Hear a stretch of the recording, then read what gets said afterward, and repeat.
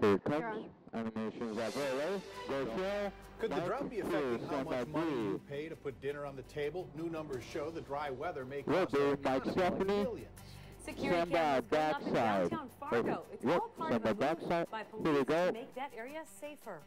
And a decorated veteran of the Clay County Sheriff's Department is given the pink slip. And now he's appealing that decision. Animations up. Stand by Forogh and B. It's Stephanie's Mike. Will be Mike Stephanie Q. It has been more than a half of a century Stand by since a drought with their name. has hit the United States. Corn prices have hit an all-time high.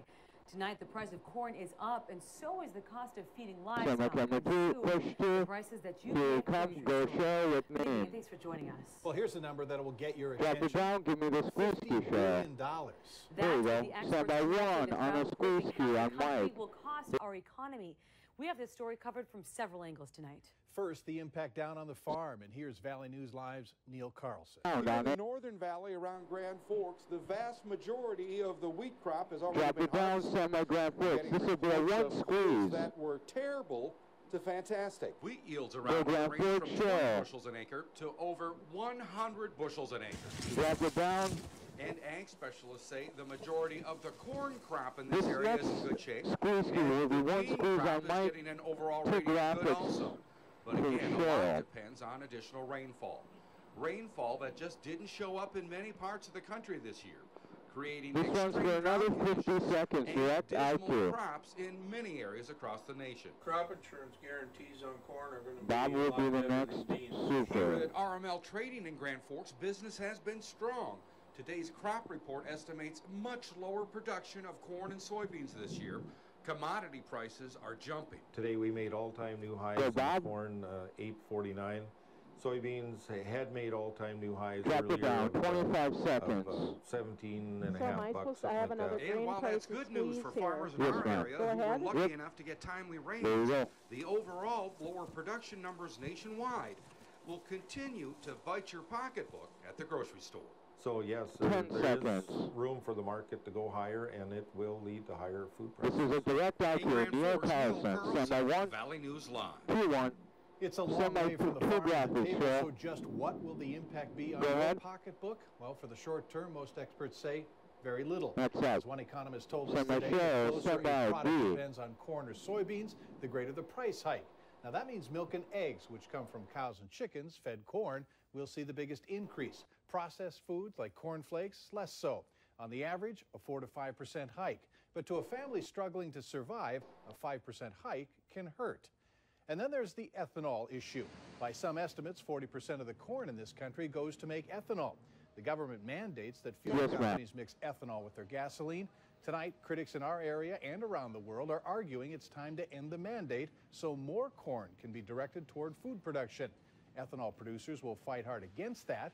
Today's news will not likely help lower gasoline prices. And those prices took another hike today. Prices up and down the Red River Valley went from $3.60 but the to students are still going to be at the parking lot, though. The surprise surge in price is taking the fun out of summer for some and reminding others how to save some dough by being thrifty. Well, sound up, but no, keep, I guess, 10 seconds. Too tight, one squeeze. I guess we what were I try talking to do about is this to earlier, use remember? funds from the local grocery stores. I guess. Stand by camera 2. As much as I can, I guess. According to AAA officials, the average price for a gallon in Valley today was already up by $3.63. We must be getting a more expensive gas season because it's 22 cents more than the average. The students will still be going onto it. That's up. Moorhead High School okay, one graphic here. Tonight Go ahead, a crash near Sabin, Minnesota. That's up. It happened last night on a gravel road at the intersection of 2 on Mike is 15th next. Street. Austin Wagger was life-flighted to the hospital. Go ahead. Give me the next thing. The same car there you go. taken by Red River Diversion is hospital. next. Mike will say this next thing, and then we move on. The students will still be going to this. Austin's classmates are planning a prayer vigil there you tonight, go. Exactly. Classmates. Stand by 2. Cute. There will be a legal challenge to the proposed $1.5 billion Red River diversion. Go ahead, Cheryl. Wilkin Joint Powers Authority will take the U.S. Army Corps of Engineers to court. That's up. The authority says the project 2 gets the tide, 1 gets the weather center. Go, guys, including national flood control policies. The authority also cites North Dakota How many do you have Constitution in its argument, 3. saying it prohibits the use of eminent domain to set aside private property for economic development. It also says that proponents have failed to justify the project. Another beautiful day, not too hot. Will things like that continue, or are we going to get things cooled off a little bit? Chief Meteorologist Hutch Johnson is here with a first look. Hutch. Yeah, this evening's looking lovely across the entire valley. Most of that heat confined to the west, as are the showers now on the radar. Here's a look at temperatures. And in the valley, we're generally in the mid-70s, low 70s in Lakes Country, 90 in Glendive, Montana. That heat remains locked up to the far west and south, so very pleasant this evening. Your planner, Fargo Moorhead, get out there and enjoy. 76 during the 7 o'clock hour. Does look like temperatures slipping down into the low 70s by the 8 o'clock hour.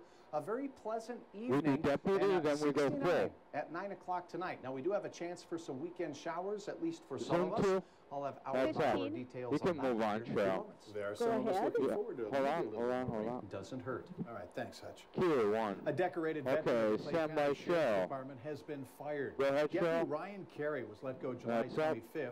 Carey's the recipient 2 on the 4 panel, Stephanie gets his next. Camera 2, here we Law come. doesn't allow county Am I supposed to officials do to it talk on the about the third dismissal, but Go sources ahead, told Cheryl. KFGO Advance. News earlier today that the firing camera stems 1 from is an up. incident this summer in a suburban Camera Twin 2. Cities. Carey Okay. is formally appealing that firing.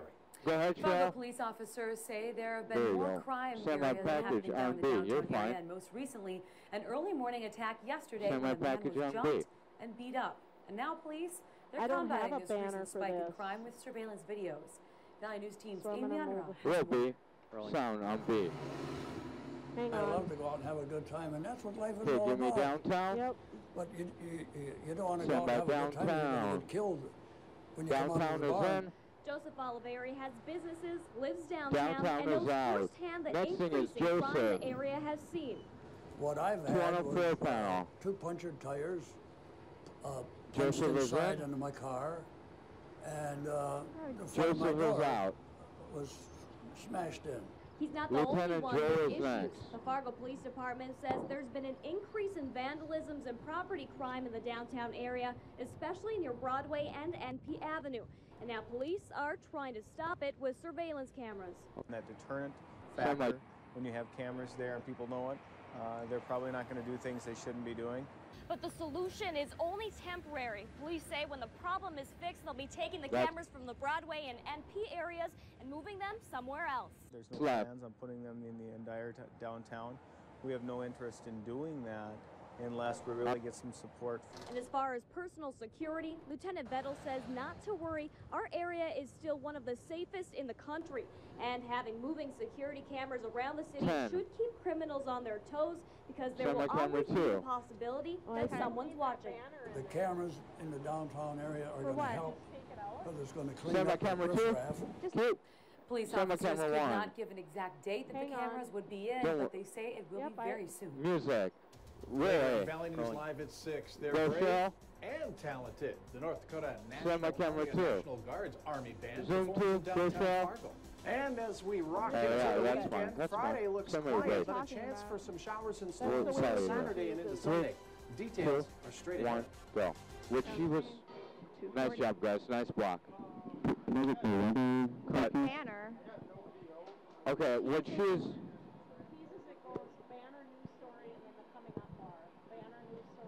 Right. And you needed a new banner in there. Thank you so much, Matt.